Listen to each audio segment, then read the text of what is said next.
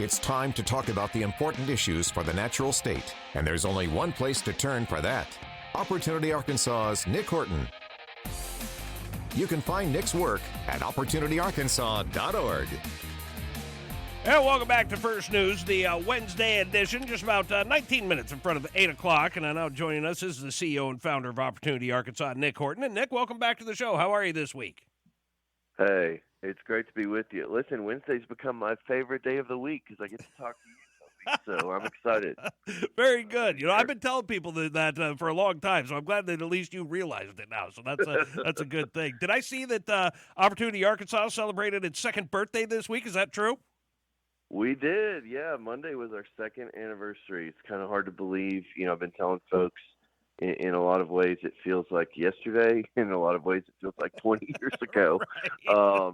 But it has been quite a journey, and yeah, I appreciate you mentioning that. It's been we've been celebrating all week and just really taking some time to reflect on where we've been, but knowing, look, we've still got a lot of work to do. This is the greatest place to live on earth, and we've just got to make sure that our policies and our state government reflect that. We're moving in the right direction, but you know, we're just getting started. Yeah. Now we were reporting a story yesterday here on the show about the LEARNS Act and how many kids and families are using the act to get the best education that they can right now. And what did you make of the EFA enrollment numbers and the year-over-year growth it's seen going into this school year? Man, how exciting! I mean, listen, once again, and I'm going to be saying this, I don't know how many times now I've said this on your show, but I'm going to keep saying it probably till I die. Mm-hmm. Arkansans want education freedom. Arkansans want education freedom. Arkansans want education freedom. And we have seen it at every single turn, every chance they've had. They've sent more and more and more legislators to Little Rock that support education freedom. They elected a governor who ran on that issue.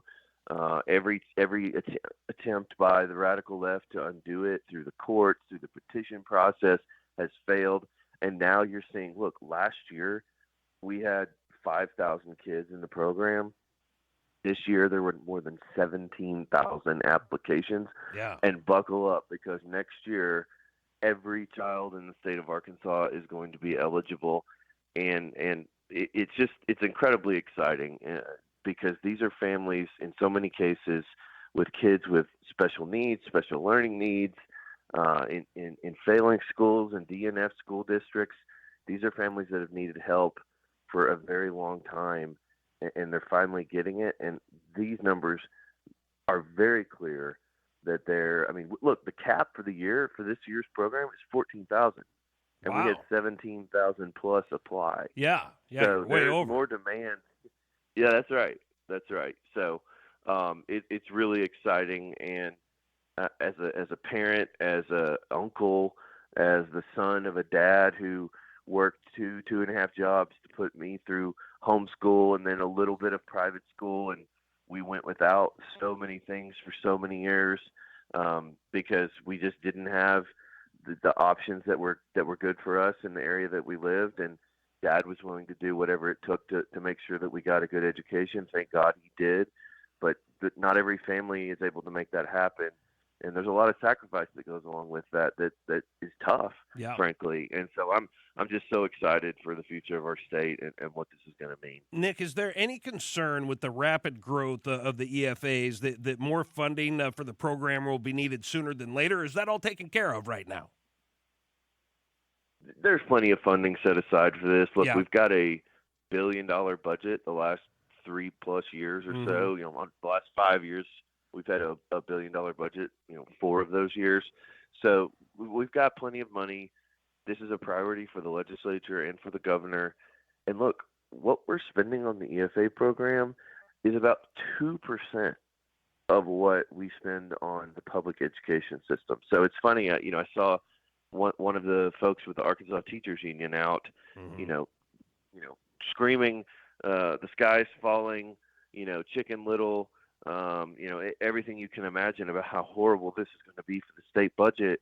And yet something tells me, Toby, that if this $100 million that we were spending on kids with special needs and kids in failing schools to go to better education options that fit their needs, if that $100 million all of a sudden went to public schools, something tells me they wouldn't be complaining. They Right. wouldn't be concerned You're 100% about correct. the state budget all of a sudden, right? In fact, I have a pretty strong feeling if we increased public education spending by $1 billion, they wouldn't be concerned about it. And I know that for a pretty good fact because they were trying to ram through, as you remember, the quote Education Rights Amendment that would have cost at least $1 billion, probably more than that. So it's not about money. It's never been about money for them. It's about control, and they're scared because this threatens their power and it threatens their grip on the education system and on the next generation.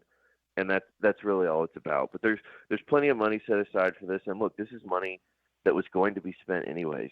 Yeah. These are kids who, if they came to the public school system, the taxpayers of Arkansas would be required constitutionally to pay for their education. It's actually cheaper to send them to, into the EFA program per person. It's cheaper than what it costs per pupil in the public school system. So it's a good deal. They're getting better educations. They're getting educations that fit their needs, and they're getting to make those decisions. And by the way, this is going to, long term, it's going to take some time. But one of the reasons why I'm such a huge believer in education freedom is because it's going to make public schools better. Because public schools are going to have to compete. And if parents don't like what they're getting, they're going to vote with their feet and they're going to go somewhere else. And I think that public schools and the teachers union in particular, I should say, don't like that necessarily because it means they're going to have to change some things. But that's the way it should be. Well, and let's be honest. I mean, it's a very true. This was said by almost every coach I ever played for.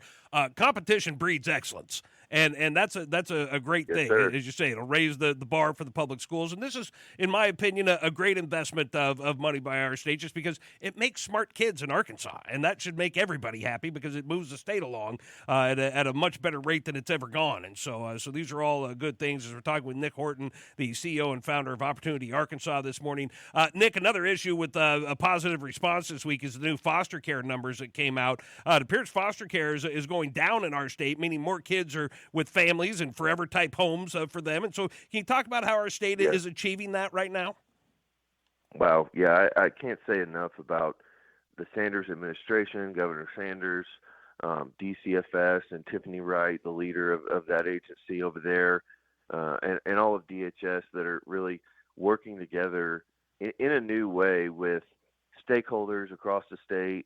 There's a new initiative that they put together that Governor Sanders has also been behind called Every Child Arkansas. Opportunity Arkansas is proud to be a member and a part of that. And we're really focused in that work and making sure that there are more than enough families for every single foster child in Arkansas. And then there's also been some important policy changes that have happened that we're going to be talking a lot more about in the coming weeks. But DCFS, DHS have really prioritized family placements. And so keeping kids with close relatives, with a school teacher, with a ball coach, with someone that they know and trust really well in their community, keeping them in their home city and county where they can stay in their school and in their familiar surroundings, that makes a huge difference, not only for the long-term health and success of Arkansas kids, but it also accelerates a lot of times their exit out of the foster care system, right? Because they're in a more stable environment. They're not, being tossed around from home to home to home in every different corner of the state. And that I think has been a really big change that has yielded some really big results. But ultimately too, like there's so many factors that go into this, right? Yeah. We've seen an increase in work across the state of Arkansas coming out of COVID. Some of the policies that the governor has advocated for in the legislature with income tax cuts and a lot of other things, regulatory reform, licensing reform. There's been a lot of work over the last 5 or 6 years, and we know that work or the lack of work can be one of the biggest things that contributes to folks falling into hard times, certainly dependency, addiction, other things that lead to kids being in foster care. So there's a lot of factors with this, but we have reform-minded folks, particularly with Tiffany Wright leading DCFS, who are focused on putting kids first ensuring safety above all else, but also working overtime to keep families together and to reunite families. Look, sometimes people fall on hard times and they need some help, and they have to put their kids in the foster care system for a few months. But making sure that those folks have as much opportunity as possible to get back on their feet and reunite with their families is so, so important. So I could talk about this for hours, but it's really, really exciting, and I think you're going to continue to see positive changes there. And in the next even 2 or 3 years, we're going to see Arkansas become a national leader on child welfare policy. And there's few things that are as important as that for the future of our state. Yeah, no, it's a great story for our state right now, and probably a blueprint for some other states as well. But you can always see Nic and Opportunity Arkansas's work at opportunityarkansas.org. That is the website. Nic, always appreciate you stopping by, and of course we'll talk with you again next Wednesday. But thank you. Hey, I can't wait. I hope we have just as much good news to talk about next week. Man, I hope so. A great week. So. It really was. So, well, happy birthday to right. Opportunity Arkansas. So we appreciate you guys and all that you do here in the state. Hey, appreciate you.